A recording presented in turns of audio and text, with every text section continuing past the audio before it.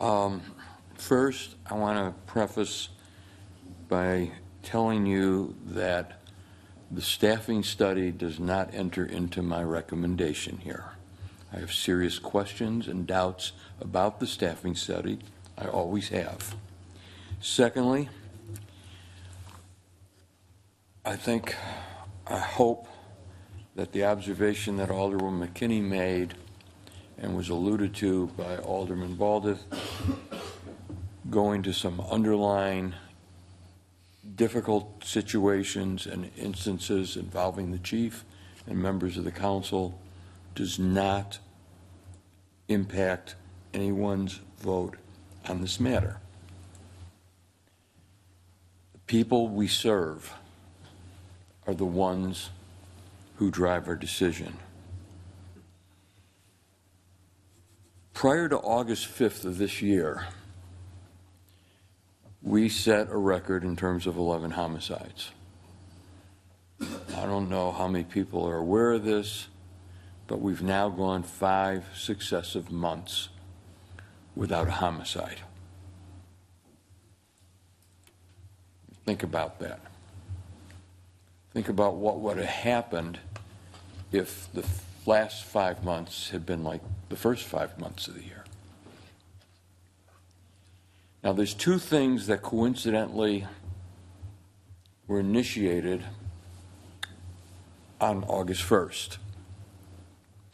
One was a very intensive police presence in dealing with hot individuals in hot spots. It was one that was very taxing on the department, consumed an incredible amount of time. And I want to point that out because there are situations and circumstances where police officers do reduce crime. The second initiative was one that stemmed out of the council decision in the 2017 budget to begin a program involving interruption and disruption of retaliatory violence. Now, I cannot tell you, and I don't think anyone can tell you, what proportion of that change in homicides can be attributed to each of the 2 initiatives. But I can tell you I'm convinced that each one was a contributing factor.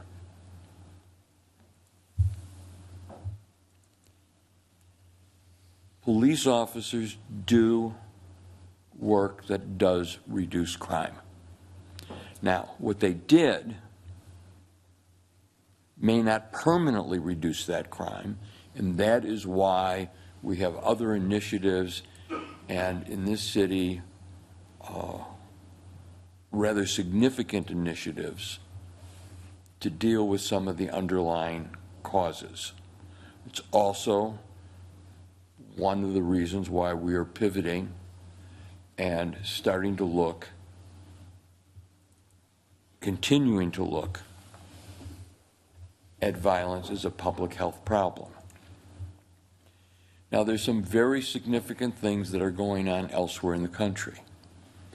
Some very significant things in regards to reducing crime, and it is having a greater impact in states like Massachusetts and Connecticut, New York.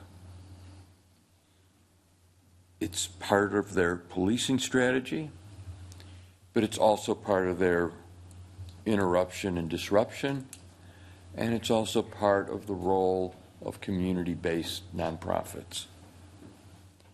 And I certainly think we can do more in that regard, and I hope that we will.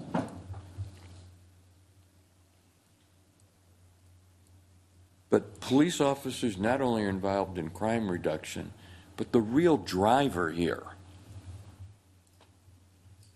is when crimes are committed, when there is public danger, having significant numbers of officers available. You saw, in a different context, the video of the 600 block of State Street. And we don't have that volume of video, and we didn't retain video of the 500 block of State Street. But when those incidents occur, the rest of the city is less short-staffed, and that is why we have to switch to priority calls only, and sometimes we do have to call in other departments. And when there are shots fired, there has to be an immediate response. There has to be an investigation. And if it's at night, it is very challenging to not only pursue any suspects, but also to examine the scene, look for shell casings, and any kind of evidence that you can't afford to lose overnight, particularly if it turns out that that shots fired is tied to another instance of violence or retaliation. Somebody said earlier that this is about a 2% impact on staffing. Keep in mind that to cover one shift for patrol, help me, is it 5 officers or 6? 6 officers. That's what 6 additional officers does. It only gives us really 1 officer on the street all the time. But we've got the compounded problem of the service demands and the continual presence of the officers on the streets while we're trying at the other end to break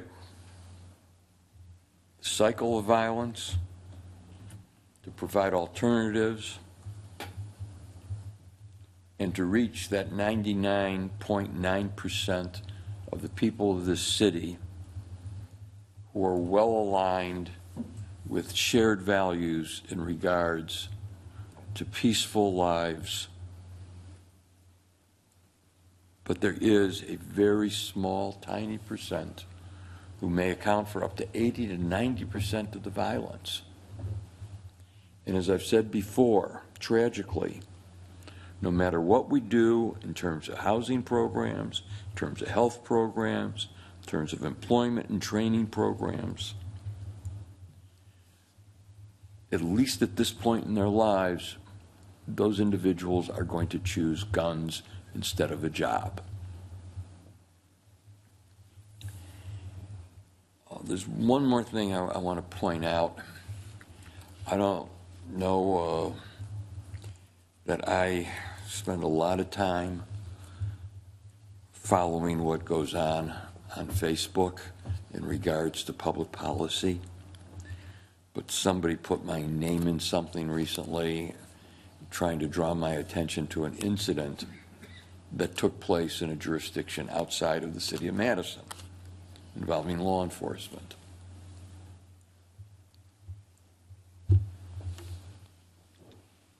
There's a whole lot of reasons, and I don't want to insult any of the surrounding departments that are part of mutual aid. But if there is an incident where you want to call upon a Madison police officer, I believe you would rather have it be a Madison police officer than someone from another jurisdiction. Whatever faults we've got, we are the best around. And that's who we want responding.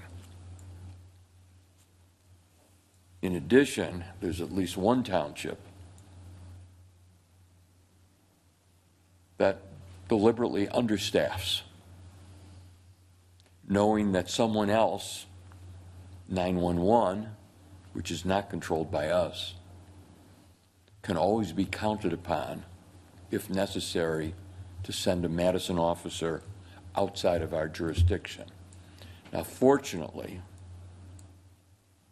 and if you're reading the reports that the chief sends out daily, you'll see that in most instances, it is a reciprocal and fair relationship where we work together in solving crime. But again, I would prefer it be a Madison officer.